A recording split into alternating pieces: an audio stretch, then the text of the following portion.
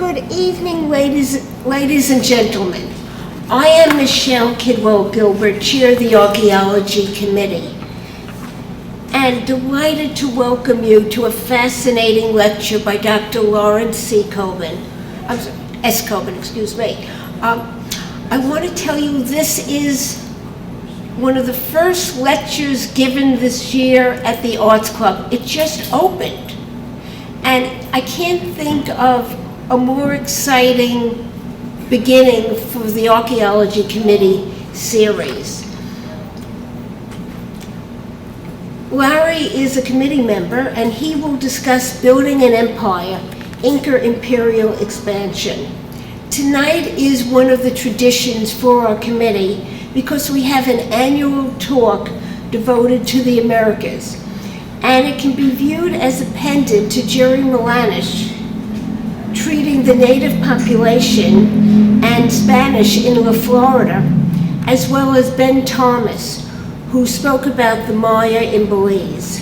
The Incas, subject of our talk, are considered one of the world's greatest ancient civilizations. Although only the Incas are tonight's focus, I wish to commence our program by recounting chronologically the appearance of some of the major Central and South American cultures, many of whose territories encompass UNESCO World Heritage inscribed sites. Do realize that some of the dates I may be suggesting can be open to dispute. And for added context, I shall also mention various monuments and events with which our audience is familiar, so that you'll have a certain placement for handling. Many celebrated groups have flourished in Mesoamerica, which is the south central region of pre-Columbian Mexico, since circa 2500 BCE, when Chephren ruled Egypt and constructed his Great Sphinx. Permit me to enumerate a few. The Olmecs, the first known major civilization in the area, rose to prominence during Latin America's formative period, dated roughly from 1600 BCE to about 400, the latter occurring a scant number of decades after the Parthenon was built. Centered near the tropical coastal lowlands of modern-day Veracruz and Tabasco, they importantly laid the foundations for the significant societies which subsequently emerged. By 1500 BCE, a few years after the destruction of Crete, the Maya had settled in villages and were engaged in agriculture. The classic period of Mayan culture, featuring writing and knowledge of astronomy, lasted from about 250 CE to about 900. At its zenith, the civilization consisted of more than 40 cities, each with a population ranging between 5,000 and 50,000, located in Belize, Guatemala, and Mexico's Yucatan Peninsula. The Toltec, another culture in central Mexico existing prior to European colonization, began in 900, 100 years after Charlemagne was crowned Emperor of the West, and lasted until 1168. They are important in the history of Mesoamerica, especially as many diverse later societies in the same hemisphere consider the Toltecs' heritage to exemplify sophisticated craftsmanship. They ruled from their capital Hidalgo, gaining prominence from 950 to 1150. The Aztecs, and someone just mentioned the Aztecs to me, and the feathers, appeared in Mesoamerica during the early 13th century, when the great Florentine painter Giotto lived. With the notable capital located at Tenochtitlan, as Mexico City was then called, their rival followed, or perhaps even contributed, to the fall of the previously dominant Toltecs. These are some of the largest entities which abounded. Numerous others, albeit while never achieving such overwhelming primacy, were likewise renowned. The Tano, an indigenous population thought to originate at the approximate time when the Aztecs did, inhabited the Bahamas, Cuba, the Dominican Republic, Haiti, Jamaica, and Puerto Rico. Assistant Chair Lynn Mayako, seated right here, informed me about the early Peruvian site of Caral-Supe, dated to 1300 BCE and contemporaneous with the Narmer palette depiction of the unification of Egypt's upper and lower kingdoms. And may I say, continuously through archaeology, we learn so much more about the peoples that we never knew about and have a greater understanding of their civilizations. But the Inca civilization, about which you learned from our eminent speaker, flourished in and around ancient Peru between approximately 1438, if not earlier, analogous to the early Renaissance, and 1533. Their imperial nation, prior to be conquered in the latter year by Spaniards, who subsequently established the Viceroyalty of Peru, eventually extended across West and South America from Quito, Ecuador in the north, down to Santiago, Chile in the south. The most massive pre-Columbian New World empire which ever existed. It was also the largest in the entire world at that time. Before formally introducing Lawrence S. Coben, I would like everyone to become aware that tonight's lecture was initially planned to be presented during pre-COVID times and periodically rescheduled 3 times, 4 times, at least, due to the pandemic. But September 29th, what this is a most auspicious date, considering that this month, both Opera News and Departures, the American Express travel magazine, feature articles relating to Peru, as well as at the Metropolitan Museum of Art, one can enjoy Containing the Divine, Peru, which closes exactly a year from today. Now about our wonderful speaker. Larry received his bachelor's degree in economics from Yale University, law degree from Harvard, as well as a doctorate from the University of Pennsylvania, where his scholarly research centered on the Incas. Author of various articles, he additionally co-edited the seminal volume of Archaeology of Performance, Theaters of Power, Community, and Politics. He founded and serves as executive director of the Escala Initiative, which provides basic business education to women entrepreneurs around the world, with an emphasis on those living near cultural archaeological sites. Please join me in welcoming Dr. Coben to the podium.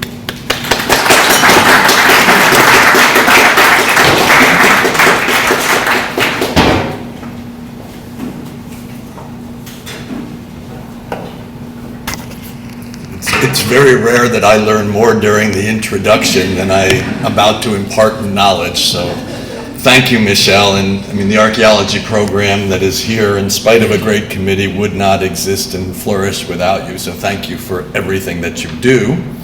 And thank you all for coming out. You can tell I'm a big draw from all the cameras that are outside there today. Those are not for Mrs. Maisel, they're for Dr. Coben. So why don't we get into what you're here for,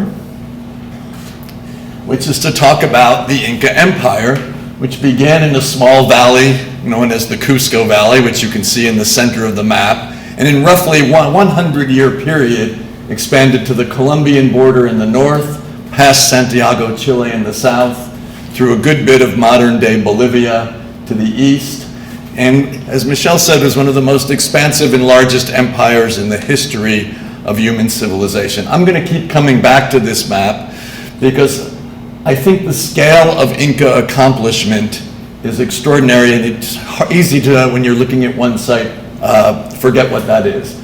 I'm going to talk in particular about 2 field projects that I've directed.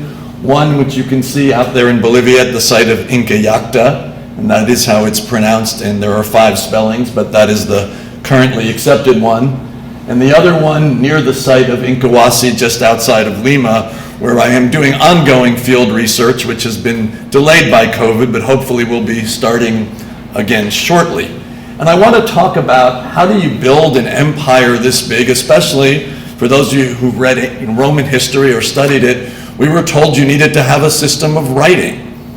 None. We were told you needed to have the wheel. Sorry. You told you need to have a lot of government bureaucracy. There's a whole checklist that comes from Gibbon's Roman Histories and others, and the Inca might satisfy 2 of the 10 points, and yet they managed to create this empire which has no rival, certainly in the Western Hemisphere. You will also from time to time hear me mention the Chronicles. The Chronicles are documents that were written by Spaniards who come and interview Inca nobles, and they write down what they say or what they purport to say. When people first started studying the Incas, and before really archaeology took hold in Peru, these were believed to be gospel, and yet like any written documents, particularly those that purport to recount oral histories, some parts are true, some are not, and some depends on what your perspective is. And if you want a modern day comparison, perhaps ask somebody what happened in the 2020 election. And if you ask 20 people, you'll probably get 20 different answers. And one of the things I think that you see is depending on who they're talking to and who's doing the writing, certain Inca rulers are elevated in the histories and others are diminished.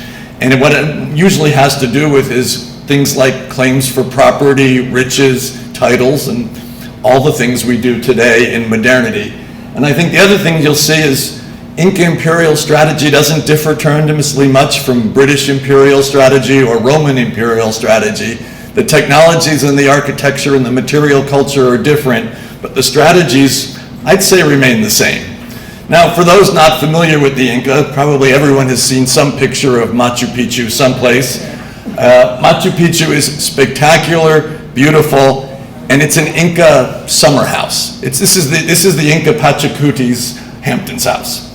So while it's a lovely site from the perspective of Inca history, it's actually not particularly significant. What it is 3,000 feet below altitude-wise the city of Cusco. So when it got cold there, the Inca and his retinue would decamp here and hang out, and it was a nice place. Those of you who have visited or have read a little about the Inca might be familiar with the Temple of the Sun, known as the Coricancha, which, as the Spanish liked to do when they arrived in the New World, anytime there was an Inca or an Aztec or other local sacred site, the Inca liked to put one of their own the Spanish liked to put one of their own churches on top of it. So you can see the Inca architecture with the large brick wall, and then a less well-constructed that has collapsed several times during earthquakes, Cathedral of Santo Domingo on top of it.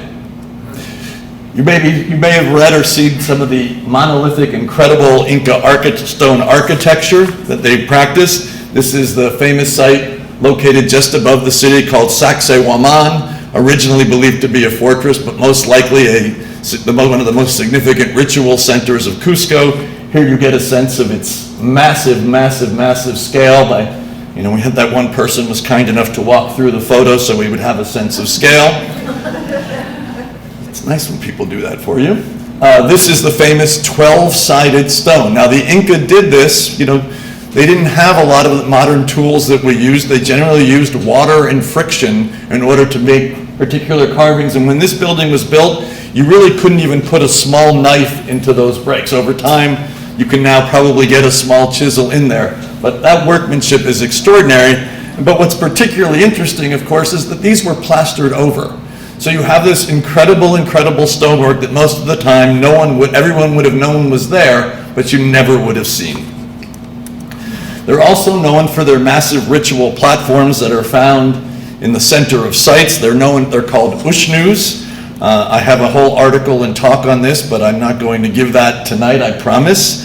But here you can see located in the center plaza of a major, major Inca city. Incas and most Andean civilizations are known for incredible, incredible textiles. It is the home of the alpaca and the vicuña. Take a look at, that's an Inca royal tunic. Here's a couple more. And not only was, and clothing was a seminal method of both communication, power transference, power projection, and ways of incorporating people into the empire. If you gave somebody the right shirt, they were on your team. It's very much like a football jersey, and if you've been to a football practice, the first team wears one color, the quarterback wears another color, the second team wears another color. Nobody did it better than the Incas. Now, everyone talks about Inca warfare, Inca imperial expansion, and yet those are the primary weapons that the Incas have. Sling stones, some spears, but sling stones and river rocks that they would wheel around. Now, they hurt like heck, but it's not as if you're firing guns, muskets, and cannon in order to create that level of imperial expansion. And so what I would say to you is, while an army is a necessary condition to create and hold an empire, it's far, far from enough, especially if sling stones are your primary weapons. The Inca are also famous for their quipus. There are two types of quipus, which are sets of knotted threads, as you can see here. One, which we can't interpret, are mnemonic devices that people would use to recount histories, stories, and legends.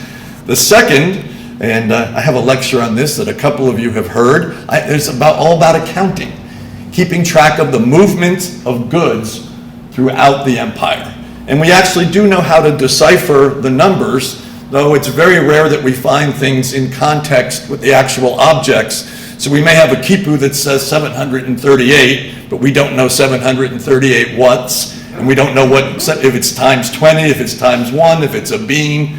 But we have found a few in context, and we're starting to be able to piece together the movement of goods, at least within certain valleys. And then often those were found actually duplicated, so you had one person would have one would have the other, and so you would know your numbers matched if your quipu showed the same number.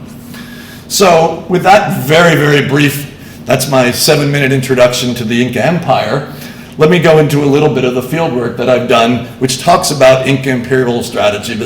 I decided to study the Incas because I wanted to figure out how did they grow so quickly. It was, to me, extraordinary. The other reason I chose the Incas is I went back to grad school when I was 40. The only language exam I could pass was Spanish, and the only empire in South America was the Incas, and so therefore perhaps it was a little bit ordained. I have no Latin, I have no Greek or Aramaic or any of those. So we're going to go right into the center of Bolivia, into perhaps one of the most fertile regions of the Inca Empire. This region, after being conquered, was considered one of the breadbaskets. The area around Cochabamba is the biggest modern city there, probably has about 1 million people. It's the third largest city in Bolivia today. And about 120 kilometers east of it is the site of Inca Yacta. And as you can see in this picture, it's a very strange site. As I'll show you, it has a lot of huge and monumental architecture. Yet as you can see, it's a tiny side valley with no apparent significance. And those other two areas where I have the big yellow markers, those are two big Inca provincial centers. And between them in this wide open valley, there's a giant road. And so one of the things that fascinated me is, all right, why are you building a giant monumental site that looks like this, with two spectacular plazas? The building on the left there, which is this building, is actually the largest single room structure in the Inca Empire. It is 80 meters long, 25 meters wide. That's almost the size of a football field. And I know that when I say football, I'm talking about soccer, of course, because a lot of the young people, when I first got the site, like to play, but this is at 10,000 feet, and the ball doesn't roll away, and nobody wants to go chase a ball at 10,000 feet. The walls still extant are roughly 45 feet. Based on the architectural reconstructions we did, they're probably roughly 60 to 65 feet, depending on how you believe the roof was put together. I showed you a giant ritual platform.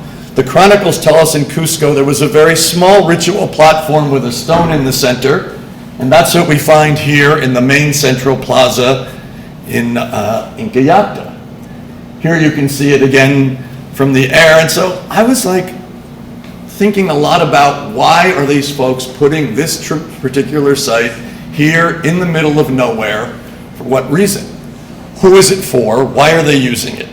And we started excavating without great idea, because there didn't seem to be any warfare in this area. We couldn't find any evidence of fortresses, not too many sling stones, though we did find a few up here in the top region, but we think they probably were put there after the site was built. And when you have two giant provincial capitals and a royal road, this is an awful lot of resources. So what is the strategic rationale for putting this here? And the more we looked at it, certain features seemed really very extant to us. First of all, there aren't a lot of places with two giant plazas. Anyone else know what famous Inca city has two giant plazas? If you said Cusco, you would be correct. At the top, and I noticed I seem to have left the picture of it out, there's a giant zigzag wall here, a single one, reminiscent of the one of Sacsayhuaman that I showed you. The geographic orientation of the site, which has two rivers coming down the side, as you can see here, meeting a third river and coming to a point. There's only one other site in the Inca Empire that I found that has that geographic layout. I guess I'm just going to tell you. And that's Cusco. And so what I think the Inca are doing here, and this is not an uncommon strategy even today in the United States, the Inca are replicating the significant elements of their own capital for a few reasons. One is only certain ceremonies can be performed in the capital. They're that sacral. Second, if you're going to send a bunch of nobles out to rule a place that's several hundred miles from Cusco, they need some familiar surroundings and a place to go and pray and practice their religion, ideology, and to exercise their power. We think this was probably the most sacral site to do that. Third, if you want to incorporate people into your empire, you need a place to teach them and have them understand Inca ritual practice. And for those who are elite enough, they were allowed in here. What's also interesting about this site is there's a lot of mountains around it, so a certain number of people are allowed into the site. They're the cool people, but if you've ever been to a Chicago Cubs baseball game, you see all those people in their apartments across the street who are peering in, watching the game. We think a lot of people were probably doing that as well, and they wouldn't be able to understand the ritual, but they would tell that the Incas must be really cool because they were playing music, drinking a ton of alcohol, sacrificing animals, burning textiles, creating all kinds of sacrifices that we found. And so our best hypothesis, and I've now actually put the names of the Cusco places onto the map, is that this really was designed in order to replicate Cusco. Now the chronicles tell us there were 6. They tell us one was in the Charcas, which is essentially all of modern day Bolivia. I'm pretty sure this is it. And it's also the one that most looks like modern day Cusco today. And I think it's because this was a late conquest in the empire. And so it looks most like the Cusco that we know prior to the arrival of the Spanish, whereas some of the others more likely look like what Cusco looked like in earlier epochs. That's a hypothesis that's not yet proven because it's very difficult to excavate it, do more excavation in Cusco, but I think it's what's happening. We also noticed that there was an awful lot of labor in order to build this massive quantity of buildings that you see here. I mean, if you think about a building that's 80 by 26, how do you hold it up? You need giant posts and giant columns. That means big trees. Have you seen any trees in any of the pictures that I showed? No, there aren't any. These trees are being brought from the Amazon region, taken straight uphill, because Amazon is a region in Bolivia. We can probably find these roughly 1,000 feet above sea level. This is 10,000, being taken up in order to serve as the columns for this particular thing. The other thing that you see here is, we think the roof was thatched. Looks like something burned in there. Now, whether that was from warfare at the end or an accidental fire or lightning, we're not sure. But the building probably looked something like that. And I apologize for the picture, but remember, without candles or fire, there wasn't much ambient light in these buildings at the time, and it's probably a little too orange, but look at the massive amounts of wood required to hold this building up. And we think that we've we've postulated and actually done virtual reality walkthroughs of several of the ceremonies that we think were taking place in there based on descriptions of ceremonies at other sites, and they seem to fit pretty well. Now, one of the things I said was there didn't seem to be a road here. Well, of course there was a road here, just nobody had ever, I won't say nobody had ever found it, because I'm sure local people walked on it every day and knew what it was. No archaeologists had ever found it until we did. If you see those two shadows cutting through, it's in fact a double road. And one of the things we know from both the chronicles and excavations at other sites is double roads are among the most sacred that there are. And so here you can see where we managed to find them. And the road doubles and then comes back together at certain important sites that are marked by significant architecture, and then expands back out, one segment coming to the top where the zigzag wall was, one coming to the bottom where I showed you the rivers before. So this particular site is really a multi-purpose strategic site that has really probably not too much to do with economic trade. That's taking place in the two provisional capitals. But this site is probably strategically directed internally as much as externally. And that's something that people don't really think about. The other thing that means, though, is this center has an awful lot of power amongst itself. If you control a sacral capital, you're a very powerful person to the point where you might be a threat to the person in the middle. And in fact, one of the things that I've postulated, there's another one of these in a place called in Ecuador called Tomebamba, which was where the Inca Huayna Capac was born and liked to stay. And there's a civil war after he dies between the Ecuadorians and the Peruvians, essentially advances of the Inca. And what's happening there, I think, is that the control of the sacral resources, the sacral power comes with sacral resources. And at some point, people are so powerful in control of a regional site, they don't need to be part of the center. Civil wars are not uncommon, as we all know. I'm hoping we're not headed towards another one, and that will be the end of my political commentary for the time. But we see that notion.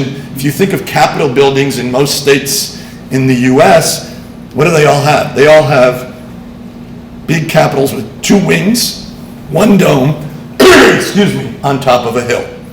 That is the site, that is the symbol of state and government power in the United States. They almost all have a long ceremonial promenade, as this would have had. So we don't think about it as archaeology, but we're actually doing the same thing with material culture as the Inca were doing, placing particular symbols of power that we all recognize. And you're an American if that's your particular type. Most other countries don't have that particular symbol of power. They have other ones.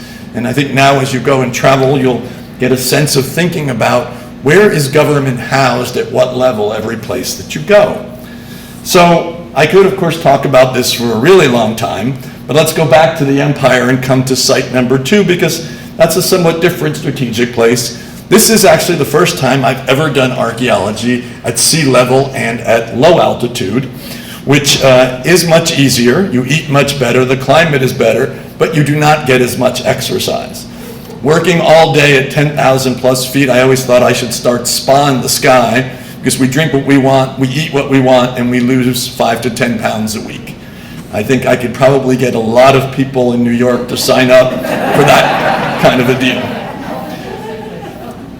So this is a map of the Cañete Valley with several of the major sites marked, and I'm going to talk in particular about 2 of them because they're the 2 that we excavated most thoroughly. Huacadares, which is in actually the middle of the valley. The valley goes all the way up to 4,000 feet, but we focused on the lower half, which is roughly 700 meters down to sea level. Excuse me, water.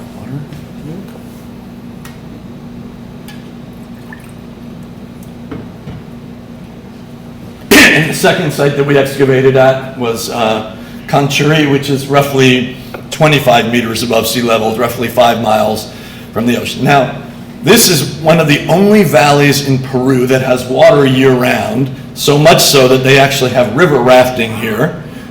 And it's pretty extraordinary. Those of you who've been to Peru know that the coast of Peru is a desert, intersected by a series of east-west rivers that are usually dry half the year. This is dry season. This is the major site of Incahuasi. It's supposed to be another one of those Cusco replicas, though it doesn't look a whole lot like Cusco. This is the site on the beach of Cerro Azul, which everyone thought was a pre-Inca site, but now that the more we excavate it, if there was a pre-Inca occupation there, it's kind of a small one. And we find a lot of Inca throughout the valley instead. We find storage structures. These are all called colcas, and people have found material in them, excavated them. They're usually different types of crops. We have terraced agriculture. We have a fabulous road that cuts through the entire side of the valley. We have tambos, little way stations along the road where people could stop, rest, get refreshment. We have buildings with classical Inca niches, paint, doorways, and this particularly spectacular site of Cerro Azul on the ocean, which has this incredible, amazing Inca wall sitting over the coastline. You can see it built in down there. I climbed down there once, not doing it again. It's scary. Now why did I go to this valley next? Because I was interested, as I thought about imperial strategy, people don't do strategy in a vacuum. You don't come with your imperial strategy and nobody is there and you kind of do what you want. I think it was Mike Tyson who said, strategy is great until someone punches you in the nose. But we wanted to actually find a place where the Incas conquered somebody or displaced somebody. And those wonderful chronicles have several pages about the Inca fighting a tremendous war for 4 years in the Cañete Valley, this valley, with somebody called the Huarco. So we thought, great, we'll figure out, and there hadn't been much work, we'll figure out who the Huarco are, we'll figure out how the Inca conquer them, and then we'll figure out how it all turned out in the end. The problem we've been having is every time we dig, we can't seem to find the Huarco. Where's the Huarco? I don't know. I still don't know. We find very little ceramic, and it's incredibly, incredibly frustrating to us, though we found a lot of great material. So we started in this building, Huacadares. So this has to be the transition place. You notice that somebody superimposed an Inca-style wall with niches in front of another building. And you can see it very clearly. They didn't even finish the wall. They didn't cover the entire wall behind it. And we said, finally, the Huarco, they must be here. So we began to dig. Here's the building from the air. And as you can see at the top, not only did they do it once, they did it twice. So we were thrilled that the Inca had finally made it so easy for us to identify the Huarco, and we began digging. And we found spindle whorls for weaving, we found shells, we found jewelry. We went down really, really deep, and what did we find? Lots of things that were done by the Inca. Now, one strange thing in this valley that we can't find anywhere else is you see them on either side of the niches, and here's a close-up, sheep leg bones in the wall. And it happens in a few places in the valley, nowhere else, and we have a lot of hypotheses and no good ideas about what those represent. But it is really cool, and it was an easy place to hang a light bag, so maybe that's what that was their clothes hook. We found quipus. Now downstream in the valley, about 100 of them had been found in Incahuasi. We found 3. What's interesting is you're finding them in connection with storage spaces, so you can begin to make an association between the numbers, the goods, and the location of the quipus. It's still early days, but we think there's a transportation network of quipus that people are using to keep track of all the goods moving around. Remember, I showed you all those storage structures. There's roughly 2,000 of those in the valley. Incahuasi, the main site, has several large storehouses, but there's 2,000 on the hills. Somebody has to be keeping track of that. That's a critical element of any Inca occupation. And the Inca don't even like the coast, so for them to have this serious an occupation tells you about the agricultural fertility and the importance of this valley and the likelihood, in spite of the fact that we can't yet find them, that there was some kind of serious conflict going on here. So then we went to this site, the site of Conchuri down further in the valley, because one of the theories that a lot of archaeologists had advanced was the Incas build with adobe and the pre-Inca people build with tapia. That's Tapia. It's all Tapia. So we excitedly went charging up this hill to this incredible, incredible, incredible site and started digging in a variety of places. I mean, here it is from the air. You can see it's pretty spectacular. You can also see how fertile the valley is. The sites, sadly, in this valley are disappearing. One day when we went up to the site, there was a bulldozer sitting outside of it trying to clear some more area for agriculture. It's very difficult to fight against industrialized agriculture. And it also means that industrialized agriculture, there were probably all kinds of sites and material down here. They're never going to let us in. There's only one defensive structure that we found, a small fortress and a horizontal wall that was in the middle of an agricultural field. Most of it had been destroyed, and the only way we got in, and I guess it's okay to tell you now, is we waived our permit and said we were inspectors, and they let us in. And I'm still here without having spent a night in Peruvian jail, about which I'm pretty pleased. So we started excavating at this site, again, looking for the transition. And sadly, that's my co-director, Dr. Abel Cerudo, the best co-director a person could have. We had some other excavators who were sitting over here in front. But you know, all the material, again, that came out of here was Inca. So what we're finding in this valley, again, just incredibly much, is storage structures. So much architecture that's really reminiscent of Incas, of the type you don't find a lot on the coast. You find it in a few places. We're finding Inca building in Tapia sites. So what's happened? Do the Huarco actually exist? There's a second group that's supposed to be here called the Luna Wana.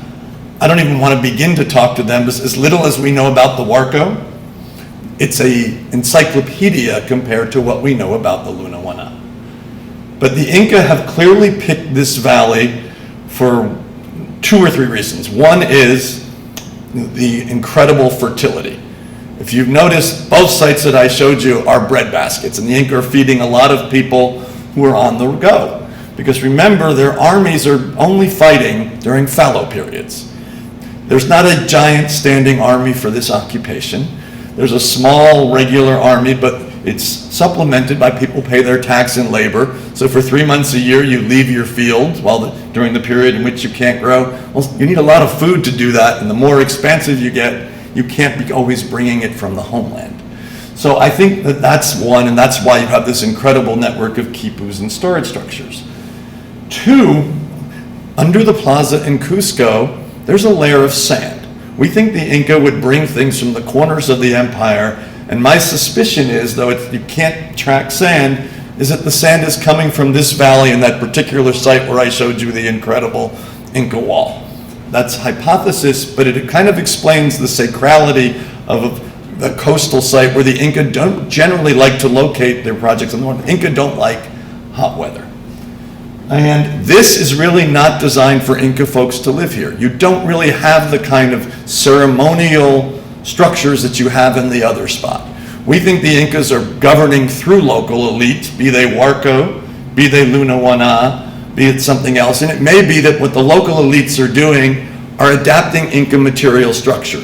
So a local elite who had that palace throws up an Inca wall to say, hey, I'm in league with the Incas. I'm now part of their program. This is what we want to be doing. And so that the Incas are taking this with a far more indirect set of control through goods and local elites, whereas in the first site, they need a sacral site because the control is direct and the food supply is so important. So in doing this, I hope I've sort of broken the notion that, of the Incas as this monolithic military empire, because they're anything but. Without the ceremonial practice of the Incas, which is constant, repeated, and found in every one of their sites at different levels and different degrees, it would be impossible to incorporate anybody into their empire, and especially at the length and expansion that I was discussing. So why don't I stop there and take questions?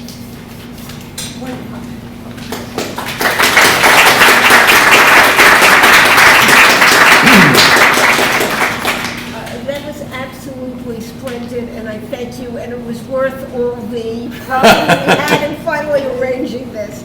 I'm going to ask the first question. It's a very simple question. I spell Inca, oh, I'm sorry.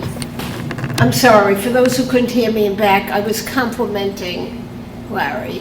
And I'm asking, oh, well, it was worth all these years we've spent setting up, because we truly did, and I have wanted this program for so long, as he knows. So I'm asking the first question. It's a simple one. I spell Inca I-N-C-A, and you spelled it I-N-K-A.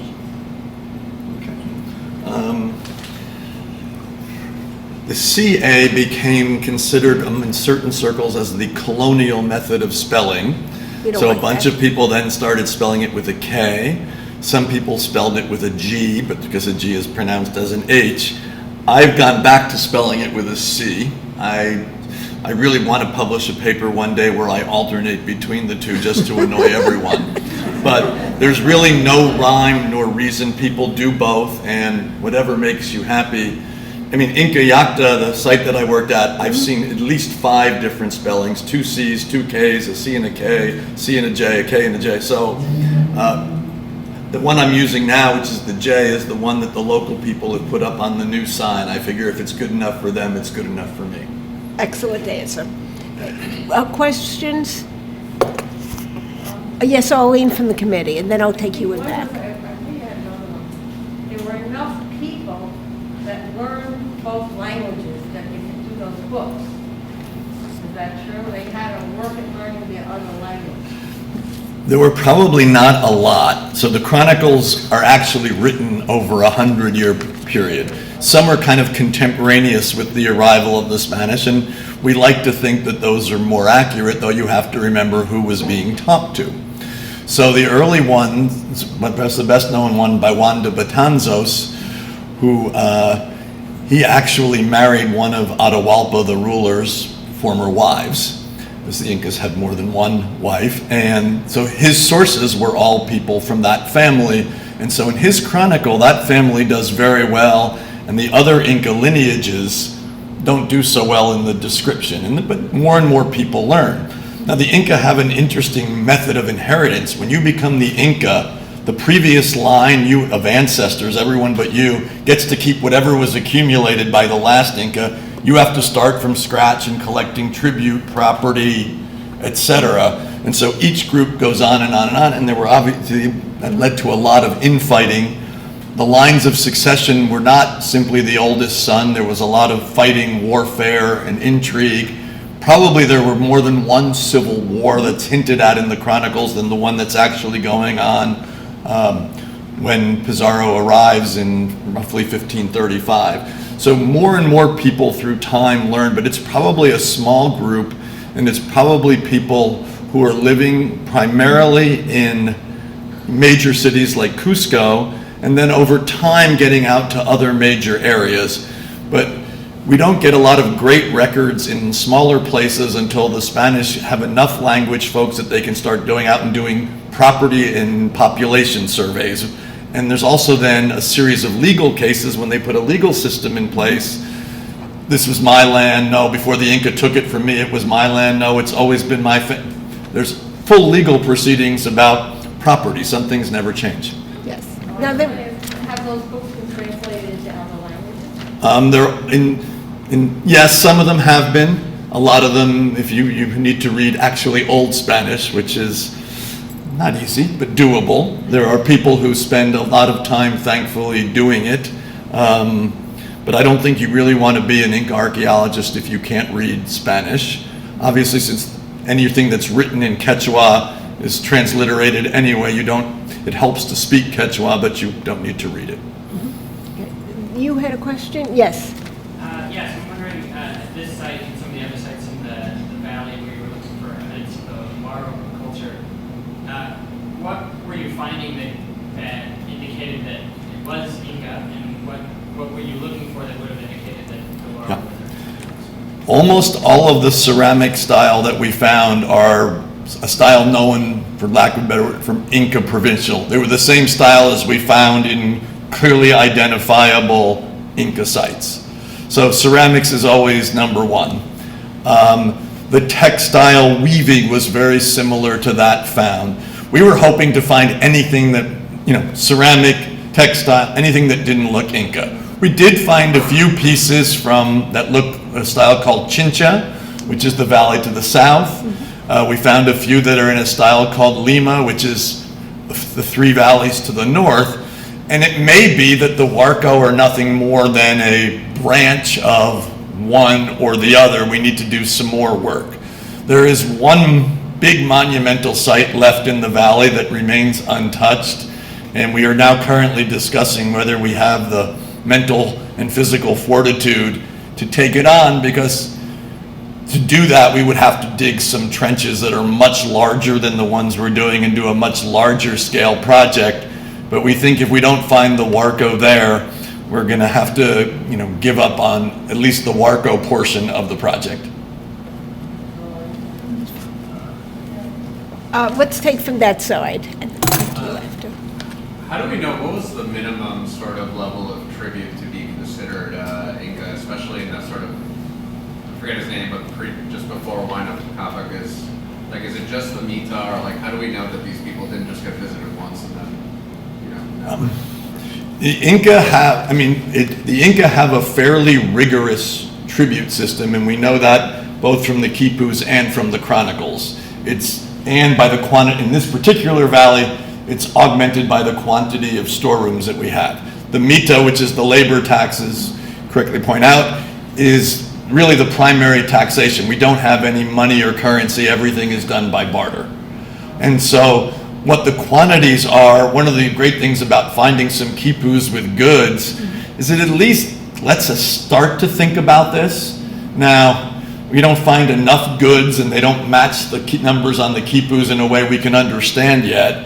And the Spanish burned almost every quipu that they found because they thought they were idolatrous trinkets rather than accounting ledgers. And part of the Spanish arrival was to destroy anything historic that was, be it Inca, Aztec, or Mayan.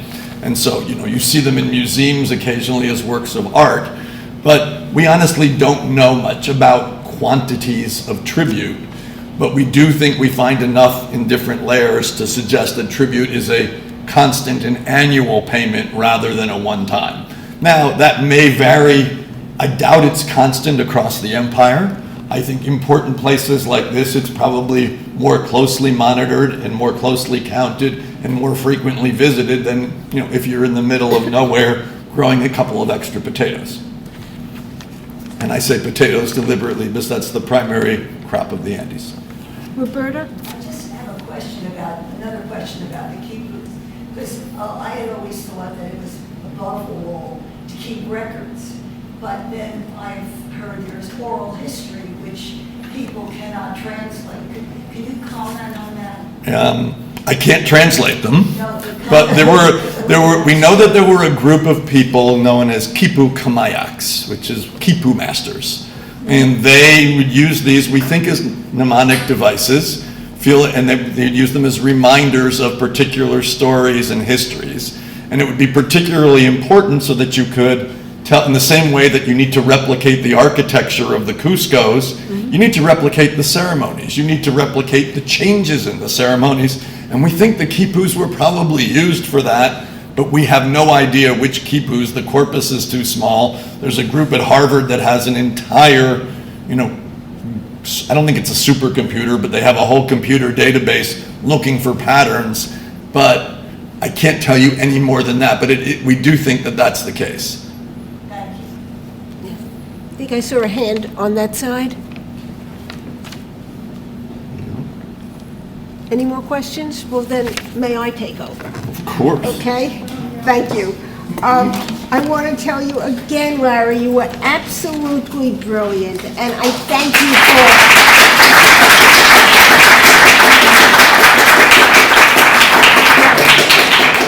for... But I want to speak to everyone. The Archaeology Committee is dedicated to affirming shared humanity. Allow me to quote from an article I read last Sunday morning in the Times of Israel about, of all things, the Titanic Museum located in Pigeon Falls, not far from Dayton. I've never been to either. And operated in concert with one in Branson, Missouri. The co-owner, Mary Kellogg Jocelyn, stated, "Intolerance is a virus too, which given our dual international plagues of health and hatreds we are gingerly overcoming, perhaps should serve as a model for our committee." The other day, and I had written out my introduction. It was printed by committee member Arlene, who asked a question. And I was thinking a little bit further. I did some research, as I do for all the programs, and in particular, I read a book from National Geographic about the Incas. I'm wearing on my hand a piece of 8 that comes from the Potosi mine, and you showed Potosi on one of the maps. I wore this as a necklace when I was in Spain, and I took a tour on one of the palaces, and people were coming up to me, the guide, she was telling someone else to come and to look at this. Well, I was very pleased, but I didn't think more of it. And I am reading now about the Incas, and I come across a section on Potosi that turned out to be the richest silver mine on earth. It was the largest New World city at one point. This is all very exciting. And then I read about the horrendous activity that the Indians were forced to go through for mining the silver. I never thought about it, and I honestly wasn't aware of it. And I think it is so valuable, talks like yours, Larry, the mission of archaeology, to go deeper, to uncover, to explore and learn about the world. And hopefully we're all richer and wiser because of it. I thank you very much.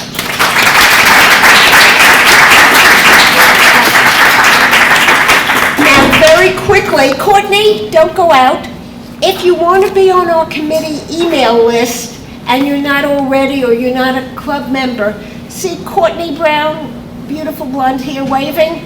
Give her your email information and she will put you on the archaeology addicts list. We have some punch and bag. Enjoy the reception, and you have the opportunity to speak directly with Larry. And when you mentioned, though, your initiative, you said you would tell people how they could find out about it. So please do, because I think it's very important what you undertake. So in working in some of these communities, I mean, these incredible sites sit next to some incredibly and sadly poor and destitute communities. And so I've created a foundation called the Escala Initiative, which provides small women entrepreneurs some basic business education and enables them to thrive and survive in ways that help not only their generation, but their children and their children's children, while at the same time diminishing the incentive to destroy archaeological sites, because while we all read about terrorists, 99% of all archaeological destruction is for economic reasons. It's for poverty. It's thankfully been very successful. We've had 1,000 entrepreneurs go through this year. We obviously had to move it online during COVID, but we still give preference to people living in these communities. And if you want to learn more, www.theescala.org. Thank you, Michelle.